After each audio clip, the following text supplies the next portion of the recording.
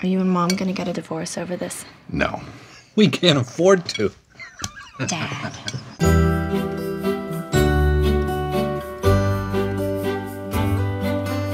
No more politeness. Call me Marion. Oh, well, nice to meet you, Mr. McPherson. Please call me Mr. Larry McPherson. I guess that's my date. You aren't gonna get in the car with a guy who honks, are you? Yeah, I'm like Keith Richards. I'm just happy to be anywhere. Here they are. Your completed financial aid application. Oh! Look. It makes me laugh. Do you want some? Yes.